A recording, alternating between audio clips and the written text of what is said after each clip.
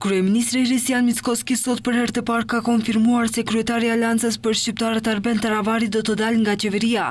Ai tha se Taravari dhe disa persona rreth tij janë të vendosur që të kthehen në përqafimin e Ali Ahmetit dhe BDI-s. Kryeministri theksoi se i uron fat dhe javën e ardhshme do të ketë një takim përfundimtar ku do të përmbledhen se çfarë është bërë deri më tani. Gjëja që më së paku kam pritur është që të kthehet në përqafimin e Ali Ahmetit dhe të tjerëve, por megjithatë, ky është vendimi i tij dhe jam i bindur se është vendimi një numri të vogël të personave dhe se ajo nuk është vendimi i antarësisë së Aleancës për shqiptarët dhe numrit më të madh të atyre që janë pjesë e kësaj qeverie.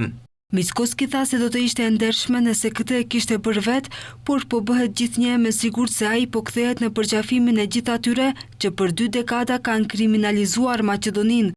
Është përzgjedhje e tyre, pres që këtë javë të pim një kafe, unë do të aftoj dhe më pas pres, për shkak se qeveria është e fortë stabile, ka shumicë të fortë në kuvend, të vazhdoj me procesin reformues, projektet për qytetarët, atë që qytetarët e presin nga ne.